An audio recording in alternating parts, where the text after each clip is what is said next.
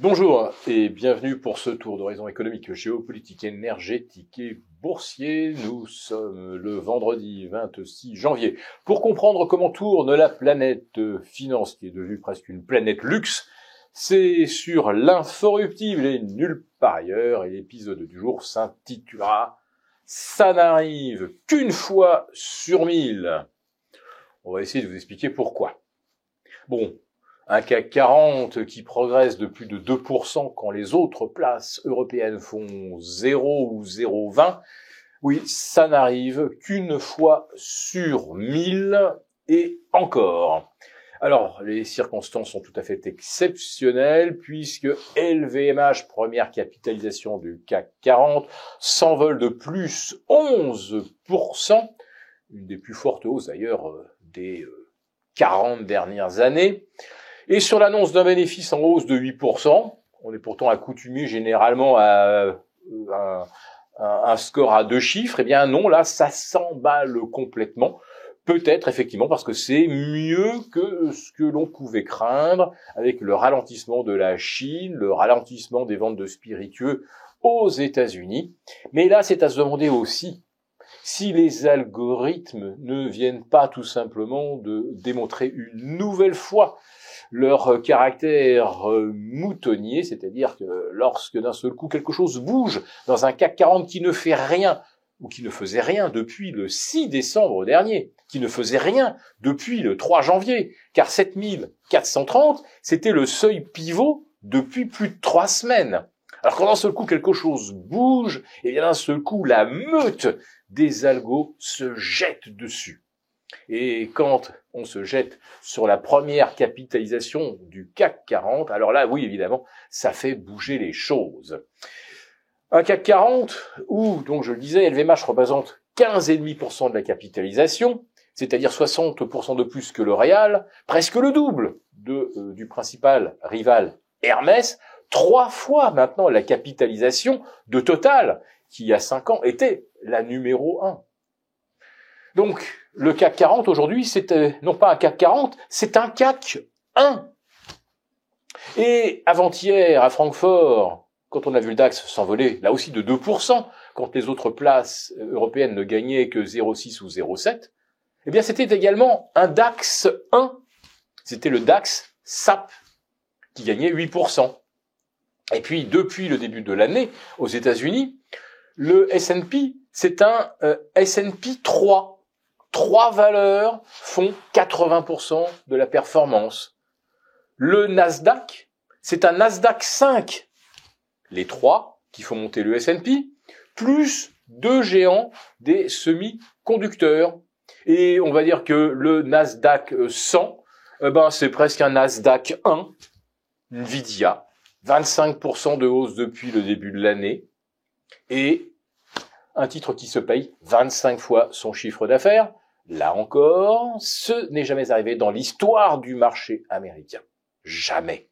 Même pas durant la bulle des dot-com. Jamais on a vu un Vivendi, un France Télécom, un ST Microélectronique, un Nokia se payer plus de 5 ou 10 fois son chiffre d'affaires anticipé avec des projections exponentielles.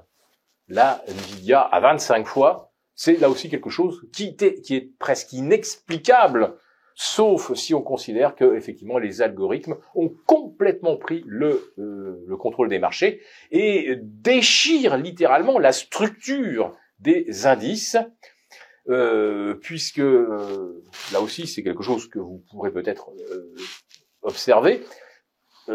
5 valeurs du Nasdaq 100 absorbent pratiquement 50% de tous les capitaux investis dans le Nasdaq.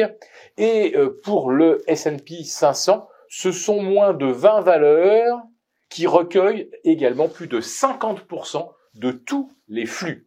Donc des déséquilibres de cet ordre, je le répète, n'ont jamais été observés dans l'histoire du marché américain et même pas pendant la bulle des dot-com 99-2000.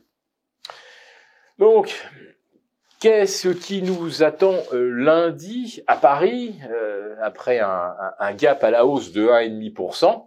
Eh bien, historiquement, par contre, il n'est pas rare, voire assez fréquent, qu'après l'apparition de ce genre de bougie complètement détachée de tout le reste, eh bien, la séance suivante soit une séance de consolidation. Mais pourquoi le marché parisien consoliderait-il si le luxe nous sert de locomotive? Parce que le luxe, ce n'est pas le monde dans lequel nous vivons. C'est le monde des 1%.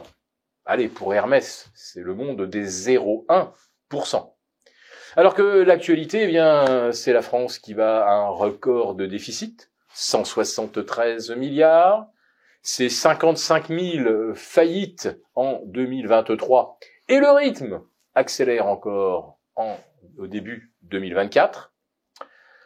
L'actualité, c'est le plongeon de moins 10% d'Intel, dont on disait pourtant qu'avec la révolution de l'intelligence artificielle, tous les fabricants de puces allaient voir leur carnet de commandes exploser.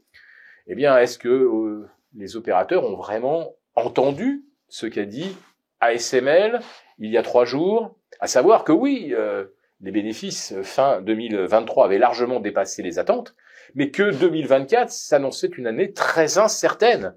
Mais comment ça? Comment est-ce possible? 2024 devait être l'année de l'intelligence artificielle, de l'explosion des data centers, de commandes de puces par millions, voire par milliards.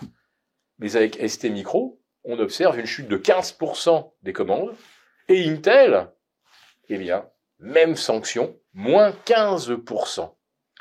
Alors qu'est-ce que Wall Street est en train de payer aujourd'hui, au bout de 5 records historiques consécutifs, reposant sur 5 valeurs, dont, on va dire, les premiers résultats sectoriels sont très très loin des fantasmes ou des illusions que l'on nourrissait.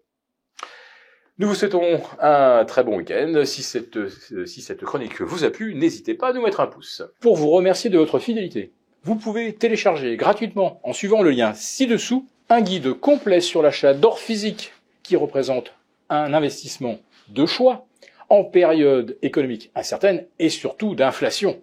N'oublions pas que depuis 1 an, l'or a gagné 12%. Merci et à bientôt. Merci beaucoup d'avoir regardé cette vidéo. N'hésitez pas à réagir dans les commentaires ou à liker et partager cette vidéo si le contenu vous a plu.